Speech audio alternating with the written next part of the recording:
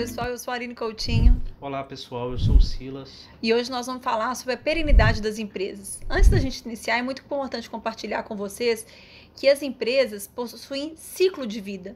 E nesse ciclo de vida, nós vamos iniciar os desafios, abordar os desafios dessa estrutura a partir do nascimento, passando pelo crescimento e desenvolvimento das empresas e chegando à decadência delas, que algumas podem até morrer, né, entrar em fase de decadência mesmo.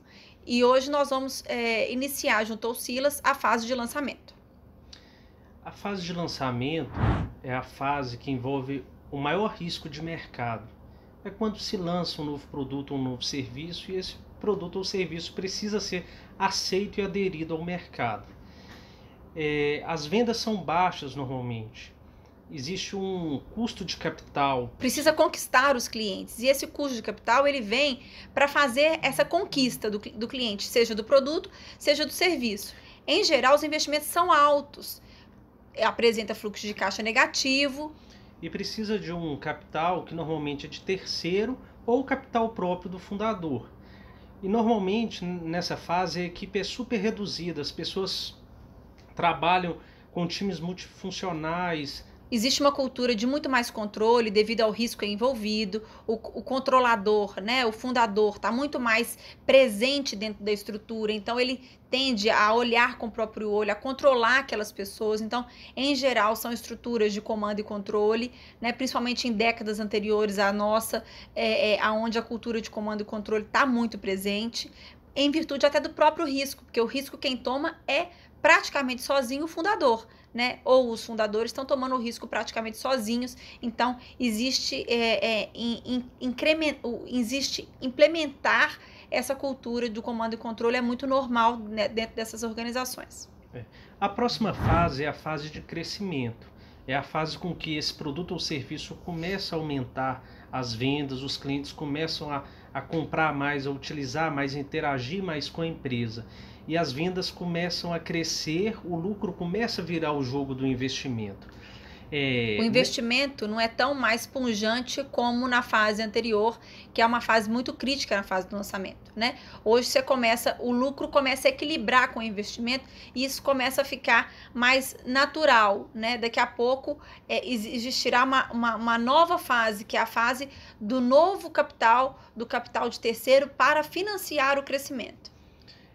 Nessa fase, a empresa precisa muito mais de capital, porque além de ter validado o mercado na primeira fase, na fase de lançamento, agora ela precisa de um crescimento, que hoje normalmente é exigido, com as empresas tecnológicas, digitais principalmente, é exigido um crescimento exponencial.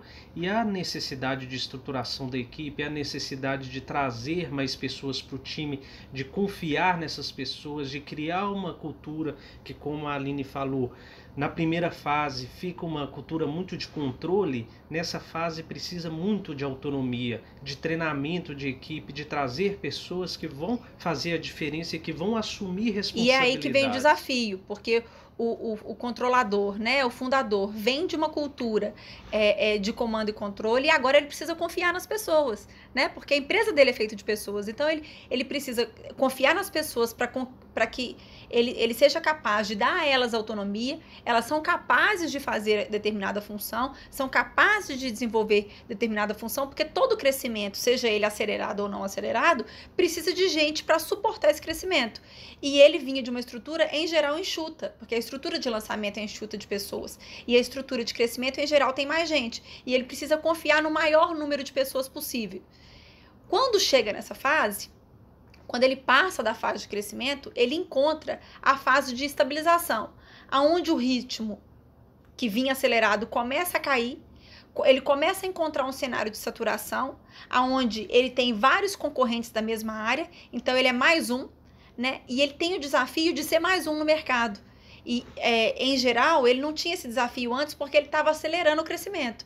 E agora, ou porque houve cópia, ou porque o modelo era interessante, tiveram outros ingressantes, ou porque o sarrafo de ingresso era muito baixo, teve alguns ingressantes como concorrentes nele, ele começa a encontrar uma fase de saturação, uma fase muito delicada, onde o lucro começa a cair, diferente da fase de crescimento, onde o lucro é pujante e a concorrência fica mais acirrada, mais acelerada. Um ponto aí é que, por mais que o negócio seja novo, o produto ou serviço seja novo, seja uma nova proposta de valor, você vai ser único no mercado até determinado ponto, porque alguém vai copiar. Alguém vai fazer aquele modelo de negócio ou vai criar um modelo de negócio diferenciado do seu e tem a saturação do mercado. Você nunca vai ser um player sozinho em qualquer mercado que existir. Então, além das opções de crescimento, porque seu crescimento é limitado ao seu planejamento estratégico. Talvez seu crescimento chegou no Brasil a um limite, ou na sua cidade num limite, mas ele poderia ir internacionalmente, ele poderia ir para outras áreas. Se você chegou a um nível de saturação de mercado em que começa a aparecer novos players, seu crescimento começa a se estabilizar e então você chega na fase de maturidade da empresa. Aonde as vendas, em geral, né, começam a cair lentamente, né? Porque ela vem caindo lentamente na fase de estabilização e chega à fase de estagnação, aonde se eu quiser crescer, eu tenho que fazer algo novo. Eu tenho que fazer algo diferente. Mas a fase da maturidade é aquela que, apesar da geração de caixa ter se acumulado ao longo dos anos, ela ser grande, né, em geral, as margens de lucro começam a ficar mais apertadas, diferente da fase de crescimento, onde eu tenho grande geração de caixa e um lucro correspondente considerável em relação a isso. Já na maturidade, iniciando a fase de envelhecimento, se a gente for comparar com o ser humano, vamos dizer, a margem fica um pouco mais apertada, né? Em geral, são empresas já mais maduras, que têm fácil acesso a mercado de capitais. Capital para ela não é um problema, né? Por não existir mais o risco do negócio, por não precisar mais apostar no negócio. Então, ela já se estabilizou, ela tem uma condição que ela pode bancar financiamento de terceiro e que isso não é um problema para ela. Né? Mas existe um risco atrelado à maturidade, que é o risco de acelerar seu envelhecimento. Né? É como se o ciclo você viesse subindo, né? Fosse um ciclo crescente, estabilizou e a maturidade já encara o declínio se eu não fizer nada diferente. Sobre o declínio, Silas? As vendas começam a despencar. Se na fase da maturidade tem muito dinheiro na empresa, não tem a necessidade de capital inicial, causa uma confusão que se eu tenho dinheiro, eu estou sólido. E aí perde-se a vontade de reinventar, a vontade de mudar. Existe uma segurança em excesso que pode trazer para essa fase de declínio um risco enorme. E esse risco está muito atrelado ao risco da segurança. Se eu estou muito seguro, sentado no banquinho do conforto que a gente brinca, e eu não faço nada de novo, eu não entendo uma tecnologia nova, eu não entendo como me reposicionar de novo no mercado, eu não compreendo como são os novos ingressantes de mercado, porque os clientes são novos, né? O cliente que ficou velho, ele continua me comprando, mas e os novos ingressantes de mercado? Eu tenho que ter um olhar para eles. Se eu não faço isso, eu começo a declinar, né? E o declínio, eu tenho duas opções quando eu estou na fase de declínio. Ou eu retrato a incapacidade da empresa de se reinventar e não tem mais jeito, ele estagnou naquela fase, ele não consegue olhar para frente, ele não consegue ver o futuro, ele não consegue antever as circunstâncias e as situações, ele vai declinar e vai morrer.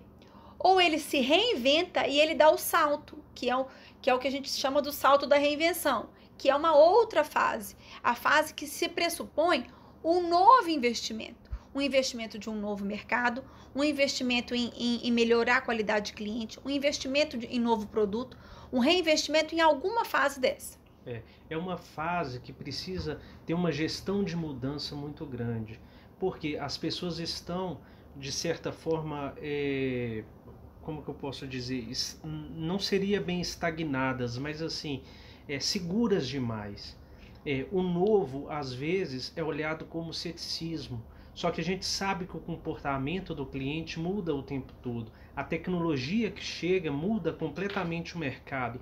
E do mesmo jeito que um fundador foi protagonista lá no lançamento, ele corre o risco aqui de não acreditar no novo, de não acreditar no que tem que ser feito de diferencial para se reinventar e de fato ver os lucros caírem, a margem cair, o caixa da empresa, que é tão robusto, realmente diminuir.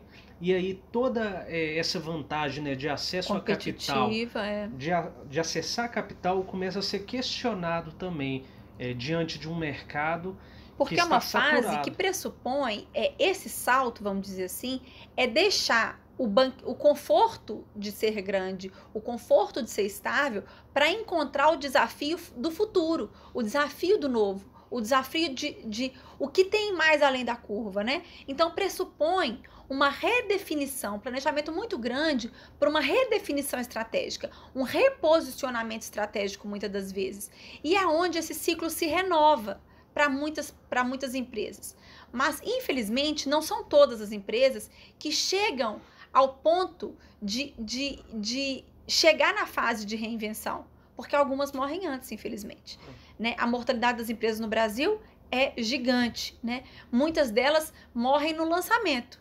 As que chegam na fase de crescimento, chegam à maturidade, elas correm o risco de falecerem antes do processo de reinvenção, porque não acreditam, porque estão tão estáveis o suficiente, como a Kodak, por exemplo, estava tão estável o suficiente que não entendeu que logo depois da curva tinha a morte dela. Ela não se antecipou a isso, ela não se antecipou às inovações, ela não acreditou nas inovações que ela mesma tinha criado, né? Todo esse ciclo, a gente falando sobre o lançamento, sobre o crescimento, sobre a maturidade, sobre o declínio, sobre a reinvenção, toda empresa passa por isso. Esse é o ciclo natural de qualquer empresa, de qualquer negócio. E se você pensar bem, esse é o ciclo natural de qualquer produto e serviço. Uma empresa nasce normalmente com um produto ou com um serviço.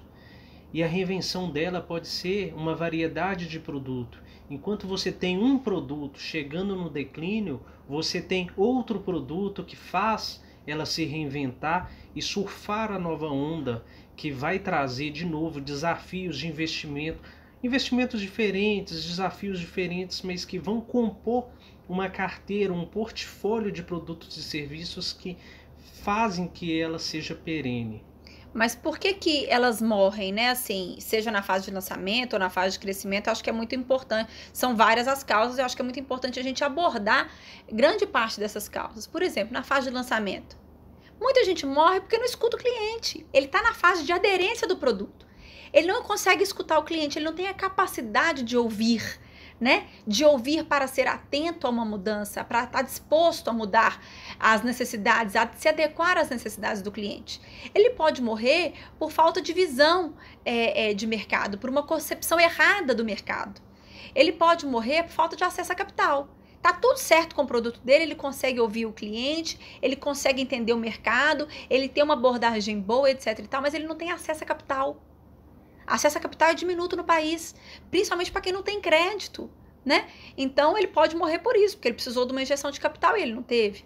A falta de conhecimento sobre gestão, às vezes ele tem um conhecimento profundo sobre o negócio dele, sobre o produto, sobre o serviço dele, mas ele não tem um conhecimento sobre gestão, ele não sabe gerir o próprio negócio. Então ele não sabe quando a necessidade de capital entra, ele não sabe sobre folha de pagamento, ele não sabe como gerir equipe, e isso é um complicador muitas das vezes, né?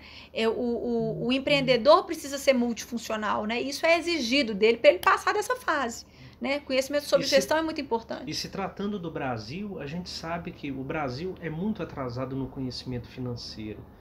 O mercado financeiro começou no Brasil agora. Então, a questão contábil, da própria contabilidade estratégica, a questão do conhecimento financeiro é muito pobre ainda no Brasil. Conhecimento tributário, né? É uma dificuldade tributária muito grande, uma legislação tributária muito dificultada ao entendimento comum, né? E isso pode também ser objeto de decisões erradas, até dentro do ambiente tributário. E isso pode onerar a gestão dessa companhia e levar ela ao falecimento, sim. Ainda falando sobre coisas que não deram certo, eu acho que é muito importante a gente abordar dentro da fase de crescimento, compartilhando com vocês o que ao longo dos anos a gente já viu nas empresas que a gente atende, né? Por que o franco crescimento? Às vezes eu tô embicado, eu sou uma empresa que tô com o bico para cima, tá tudo dando certo. E o que pode dar errado nesse trajeto? Foco e persistência. Às vezes falta no empreendedor brasileiro, né? A gente brinca que o brasileiro não desiste nunca, mas o empreendedor às vezes desiste, né? Às vezes falta foco. Né? Às vezes não falta persistência, mas falta foco. Então, foco e persistência é objeto de muita falência na fase de crescimento, porque eu precisava persistir um pouco mais. E quem quer tudo não consegue nada. Quando o empreendedor ele quer investir e aí ele sai dessa fase de lançamento e ele está no crescimento, ele tem que focar em traçar o mercado. Ele não pode diversificar investimento, criar novos produtos. Ele tem que conseguir consolidar. Isso. A palavra é essa.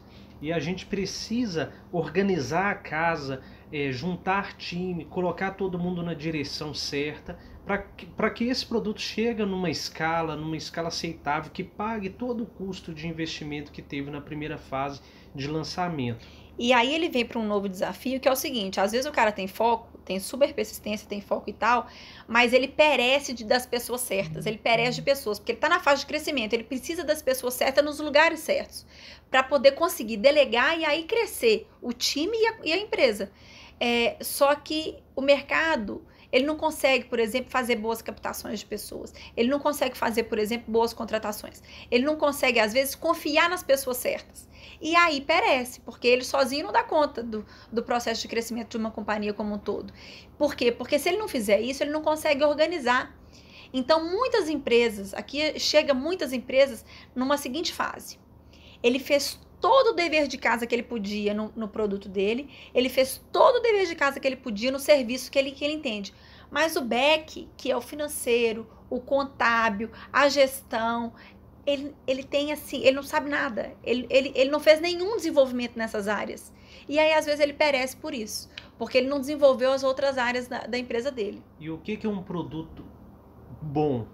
É um produto que alcançou a sua totalidade no mercado. E o empreendedor, é muito fácil achar um empreendedor, mas um empreendedor que não saiba só gastar, mas saiba investir, saiba construir um plano e seguir ele, claro, de forma flexível, mas de uma forma que consiga alcançar a fase, o estágio de maturidade, que é o foco do nosso curso. Nós acreditamos que a maioria de vocês estão em empresas que estão na fase de maturidade, e é esse o foco dos próximos módulos, do próximo curso, conversar com vocês sobre todos os desafios da fase de maturidade.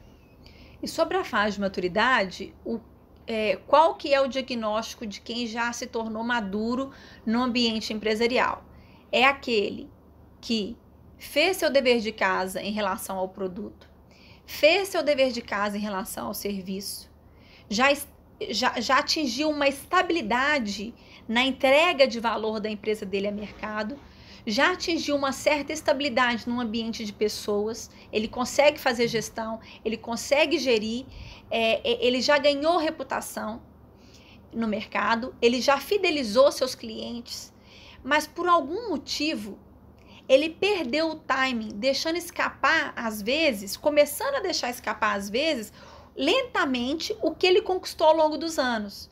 Por quê? Porque ele deixou de fazer uma boa gestão de pessoas, ou envelheceu na gestão de pessoas, não é mais a gestão de pessoas adequada para o tipo de geração que ele precisa ter internamente. Ele não se atualizou na gestão financeira, por exemplo, ficou para trás na gestão financeira, está se endividando muitas das vezes.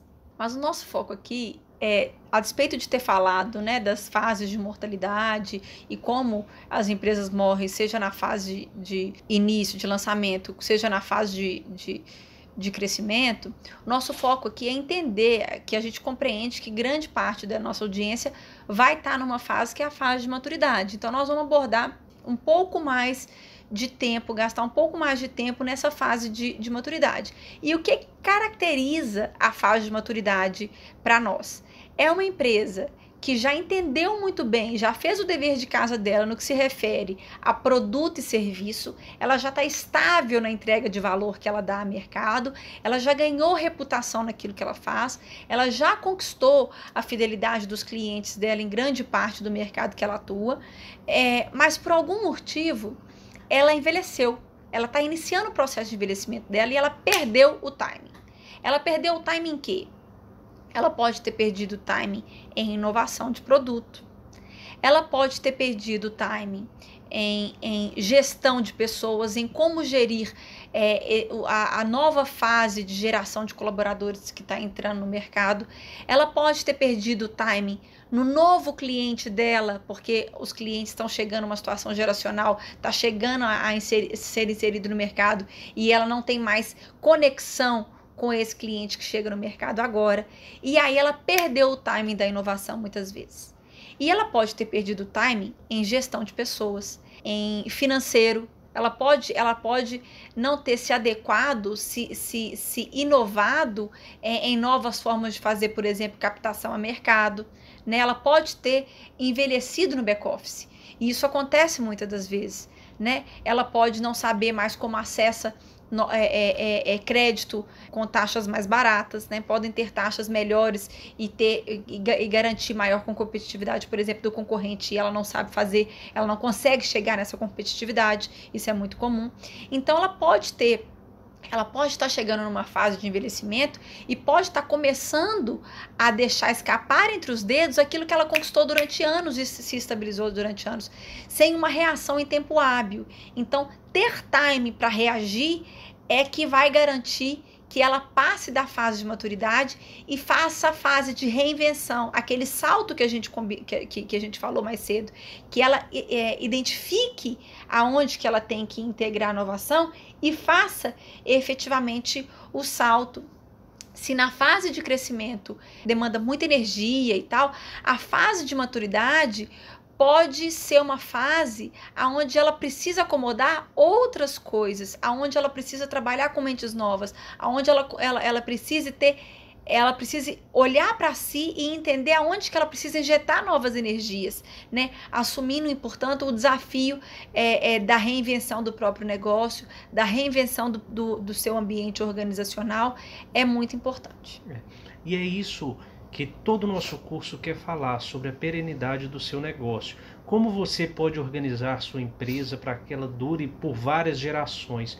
Como você vai identificar em cada fase dessa, principalmente na maturidade, que é o foco do nosso curso, que vocês devem estar numa empresa em fase de maturidade, como vocês podem reagir às mudanças. E a ideia aqui não é sobreviver de forma nenhuma, é antecipar, conduzir o futuro, estar à frente, conduzindo sua empresa para o futuro, para uma nova história, para um novo produto, para um novo serviço, para uma nova proposta de valor que vai fazer sua empresa perpetuar. Para isso é preciso uma força motriz constante. É muito importante dizer que na fase de crescimento eu precisei acelerar a força. E agora eu preciso encontrar novamente aonde que está aquela força do crescimento para eu dar a força da reinvenção, para que eu transforme aquela pujança da força de crescimento numa nova força propulsora, aonde, por exemplo, a gente viu na aula do professor Marcelo, no módulo anterior, sobre o perfil das médias empresas no país. Já falamos também sobre o risco de mercado e sobre as vantagens de acesso a crédito, né, que uma empresa tem no estágio de maturidade. Ela tem muito mais facilidade, por exemplo, de acesso a crédito, a mercado, do que uma empresa na fase de lançamento. E ela pode usar isso a seu favor se ela tiver que se reinventar. Ela pode usar esse acesso a crédito a seu favor para encontrar a sua nova força motriz. E nós queremos falar aqui não mais do risco de mercado, que é o risco maior na fase de lançamento, de crescimento. Na fase de maturidade, o risco certamente é o risco de negócio. É o risco da entrada de novas gerações, no papel de acionista, no papel de gestão, são os herdeiros, a concentração de poder. É um risco interno, né? Enquanto nas fases anteriores eu tinha um risco externo, né? Eu tô me provando ainda no mercado, eu tô me consolidando ainda no mercado, agora o risco é interno, ele está dentro de casa. Se eu não me conheço bem, se eu não me observo bem diuturnamente, eu negligencio algum risco desse. Nós vamos falar aqui dos 6 riscos prováveis que pode acontecer dentro dessa fase de maturidade. O primeiro risco, o Silas falou, que é a entrada de novas gerações no papel de acionista ou na gestão do próprio negócio, né? Ou não entendem, né, que nem todo mundo que está na família precisa estar no negócio. Grande parte das empresas, por que nós estamos falando de empresa familiar aqui? Porque grande parte das empresas brasileiras são familiares, né?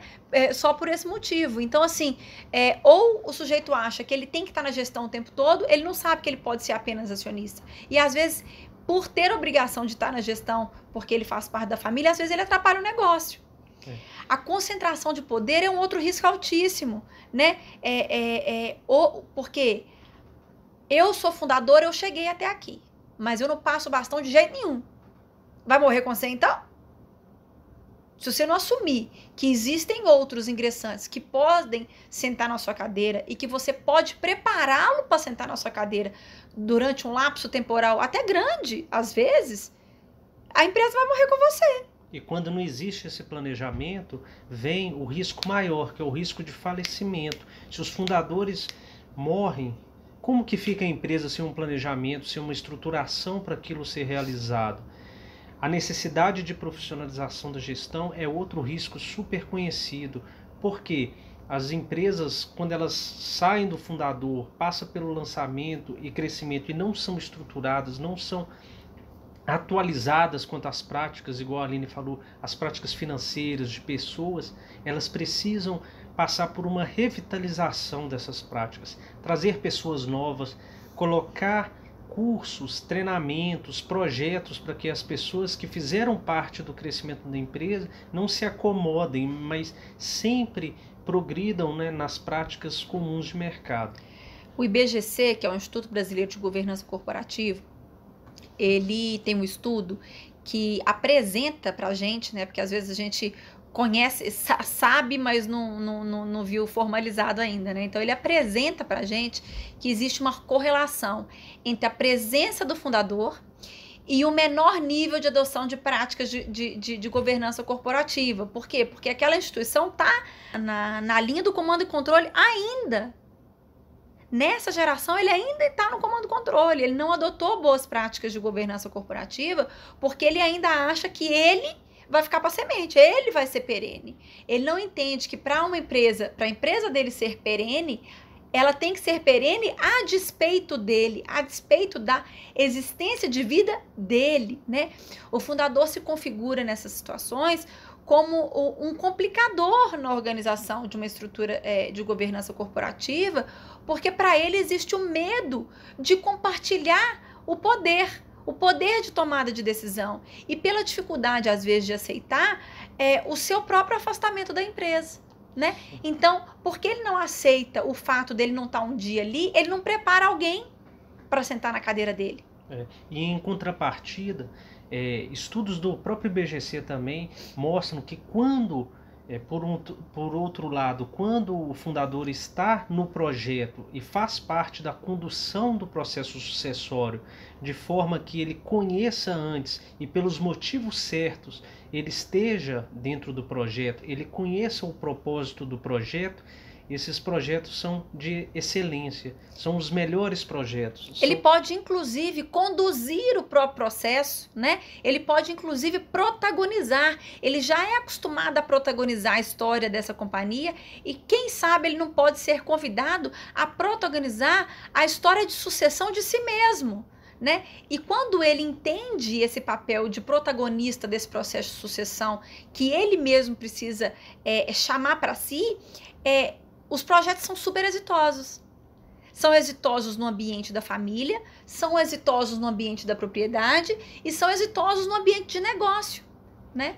Então a gente conheceu aqui o ciclo da empresa, nós vimos como essas empresas, quais que são os desafios delas em cada fase, quais são os riscos, né, inerentes, principalmente na fase de maturação. E agora a gente passa para uma nova etapa, a nossa jornada sobre o conhecimento de sucessão. E nós vamos responder a pergunta: por que você deve planejar sua sucessão? Vocês vão ver nos próximos capítulos por que você deve planejar a sua própria sucessão.